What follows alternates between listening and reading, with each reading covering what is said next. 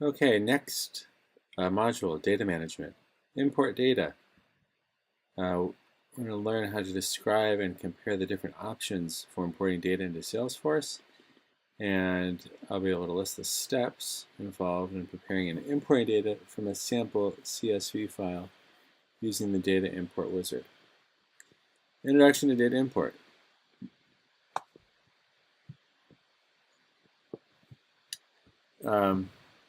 You can easily import data, external data into Salesforce. Supported data sources include any program that can save data in the comma delimited text format, or CSV. I think obviously importing data is important because you need to have your organization's information inside of there.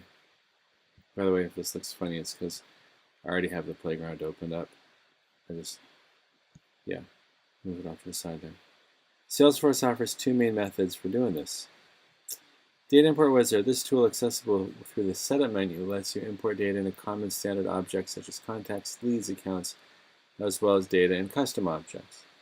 Okay. Fields are built on top of objects, so your objects is your main way of structuring something. It can import up to 50,000 records at a time. That would be equivalent of rows in a spreadsheet. It provides a simple interface to specify the configuration parameters. I keep looking this way because that's where my notes are. And I just can't remember it, so I have to look at the notes. It provides a simple interface to specify the configuration parameters, data sources, and the field mappings that map the field names in your import file with the field names. It provides a simple interface to specify the configuration parameters, data sources, and field mappings that map the field names in your import file with the field names in Salesforce. And field mappings, there's three maps. Two maps. And the field mappings that map the field names in your import file with the field names in Salesforce. And map the field names in your import file with the names in Salesforce.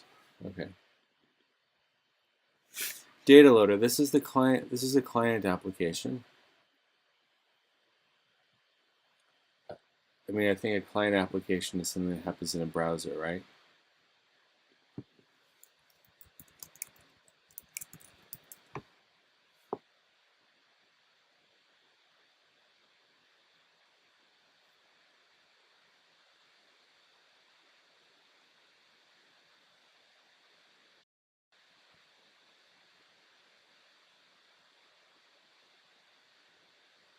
Okay, the difference between a client versus a server.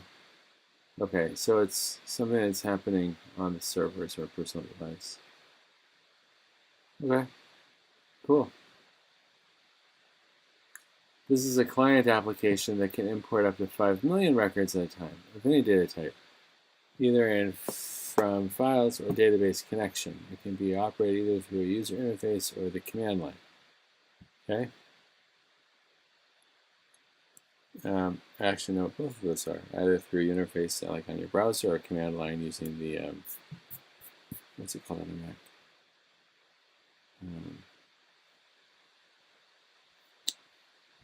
Where am I going? Sorry.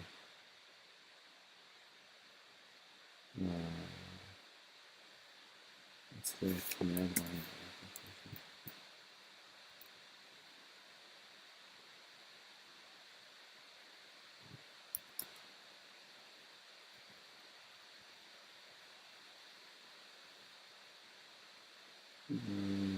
Awesome.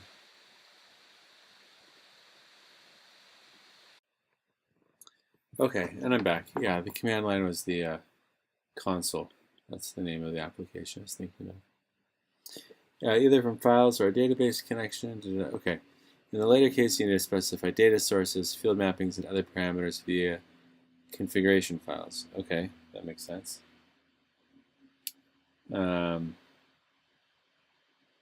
This makes it possible to automate the import process using API calls. Okay, note, with both methods, the number of records you can import depends on your permissions, the type of data importing, and the overall data storage limits for your organization. The types of objects you can import depends on your edition. Okay, good enough. Use data import when you need to load less than 50,000 records, which in a big company is not that much. The objects you need to import are supported by the wizard.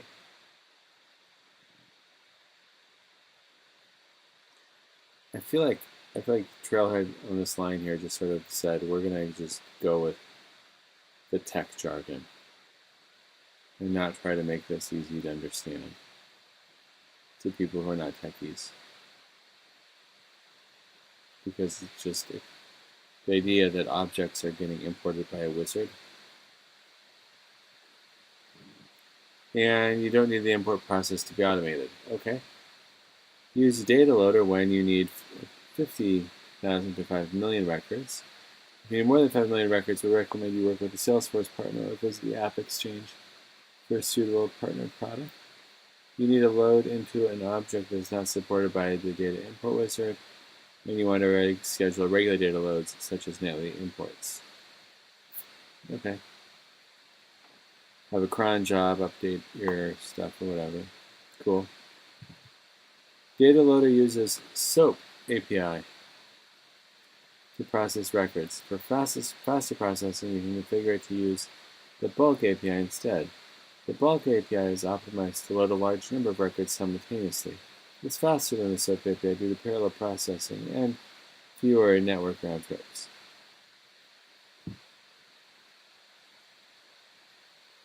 Prepare for data import. Prepare for data import. CloudKicks manufactures custom sneakers, designed and personalized for their customers. That's cool. Sales superstar Candace and Jose are always eager to get fresh air and exercise. They schedule a walking meeting with Linda, the company's Salesforce admin. They want Linda's help to bring their CRM data into Salesforce. Because they have fewer than 50,000 records, Linda decides to use the data import wizard. When she gets back to her desk after the walk, she preps the data for the import without even changing out of her tennis shoes. Follow these instructions before you start importing any data. Use your existing software to create an export file. Clean up the file for accuracy and consistency. This involves updating the data to remove duplicates. Yeah. Delete unnecessary information, correct spelling in other areas, and enforce naming conventions. Yeah, bad data in, bad data out.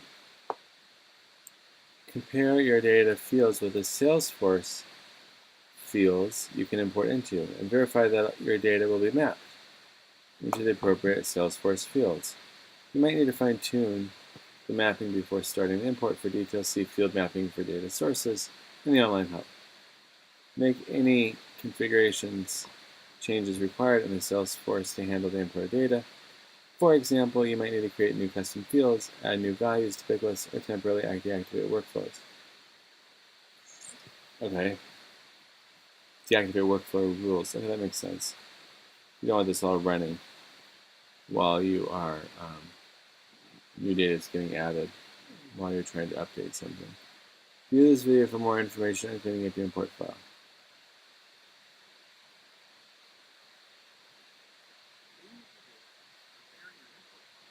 Time-consuming process, but there are some tools in Excel that you can use that will make it easier and faster. Watch all of these tips, or move to the timestamp shown to see a particular tip. Sort and filter. Sort and filter makes it easy to look. Okay, I'm not going to watch this whole thing now. Let me just look at this list here. Do I know most of these? Sort, lookup, format cells, find and replace, concatenate, text to column. No, I know these. Okay. Use the data import wizard. Once you have created an export file and cleaned up the data for import, follow these steps to import data using the data import wizard. Okay.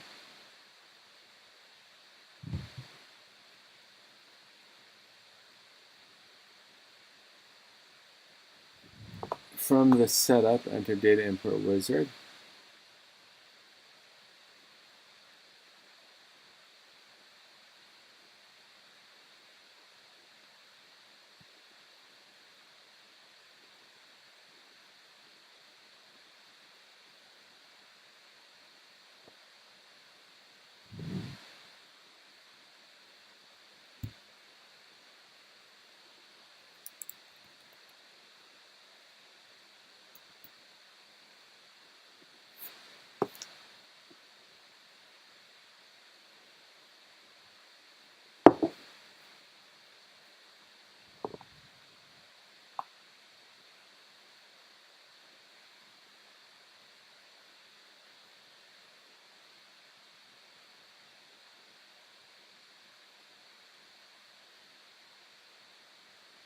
Review the information provided on the welcome page, then click Launch Wizard.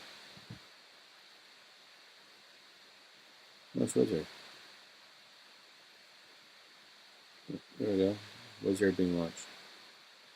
Let's do this. Choose data. To import contacts. To import accounts, contact leads, solutions, persons, accounts, or campaign members, click Standard Objects.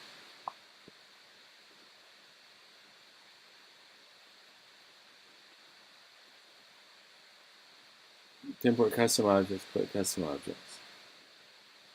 Okay. Specify whether you want to add new records to Salesforce, update existing records, or update records simultaneously. Specify matching and other criteria is necessary. Okay, I'm not actually doing this right now.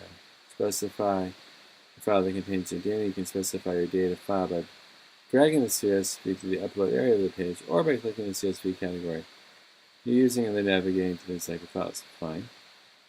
Choose a character encoding method for your file. Most users can accept the default character encoding. Maybe if you're working with foreign languages, click Next. Map your data fields to Salesforce data fields. The Data Import Wizard tries to map as many of your data fields as possible to standard Salesforce data fields. Salesforce can't automatically map fields, however, you do it manually. Unmapped fields are not important to Salesforce. To see a list of standard Salesforce data fields from Setup at the top of the page, click Object Manager. Click the object whose field you're interested in, and click Fields and Relationships. For example, if you want to see a list of standard Salesforce fields or leads, click Object Manager, Leads, Fields, and Relationships. And scan the map data fields and locate any map fields. That makes sense. Click Map to the left of the field unmapped. And then, okay, whatever. And then map your field dialog box. Choose the Salesforce fields you want to map and click Map. Note, the Map Your Field dialog box also gives you the option of saving data from unmapped fields in a General Notes field for accounts and contacts. To do so, choose Account Note or Contact Note from the Map to drop-down list. And click Map. Okay, so you're not mapping it to nothing, you're mapping it to the notes.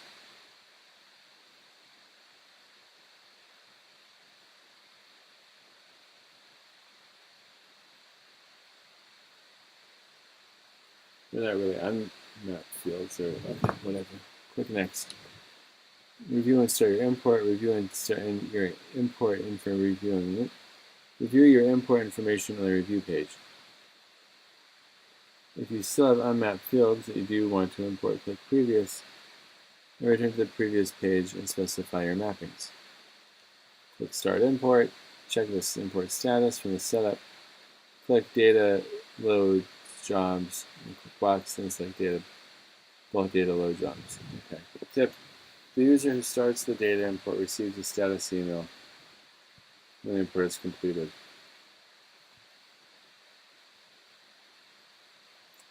The one who gets the letter should interpret it. Okay, tell me more. This information can help you integrate your imported data into Salesforce. New values for pick lists and multi-select pick lists. If you import a pick list value that doesn't match an existing pick list value,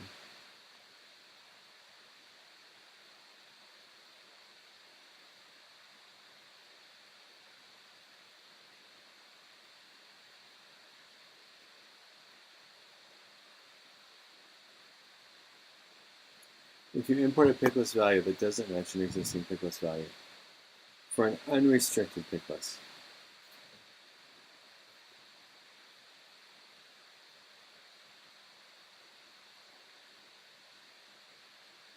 what sort of pick list are we talking about here? For an unrestricted pick list, the data import wizard uses the value that's in the import file. Okay, so it's not just mapping a field, but you actually have to select one of the values. For a restricted data import wizard, okay,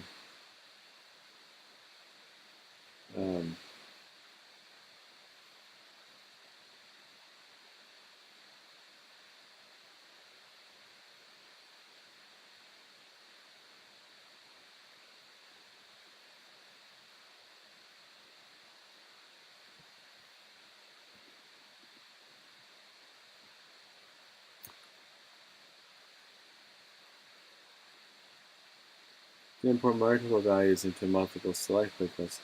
Pick the values by semicolon the imported file. I don't understand how to do this.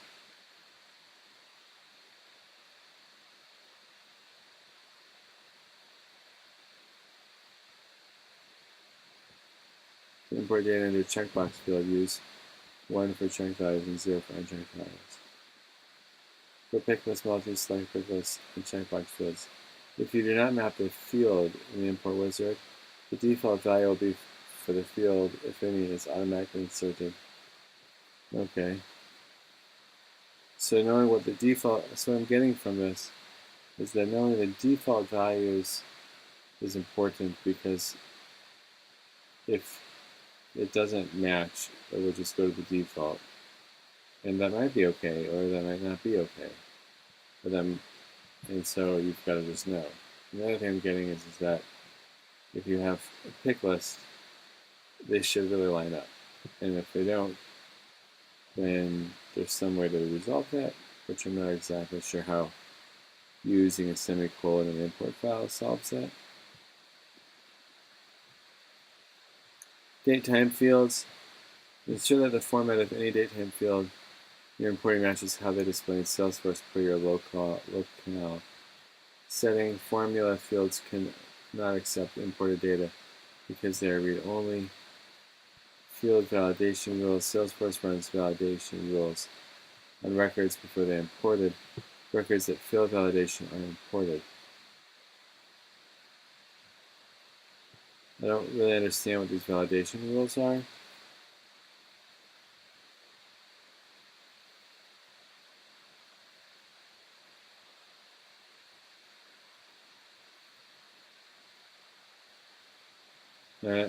And the formula fields.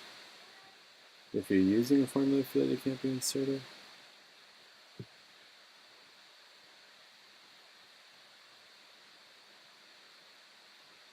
Okay. I think, let's try and do this again. Okay, downloads this VSV. Right, got it.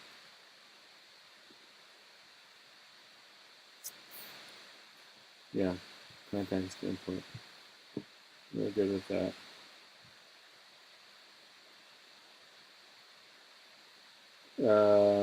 Input the content data into your developer edition using download. You can use the default ISO 88591 when encoding the input. Okay. So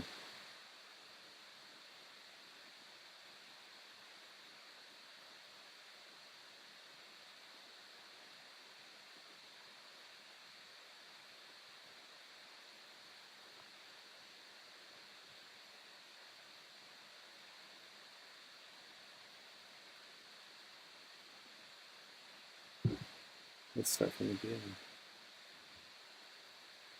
I'm going to pause while I do this. Okay, let's see if I did it right. By the way, it was the Terminal was the app I was thinking of earlier to do the command lines on a Mac. It's a command line on a Windows machine.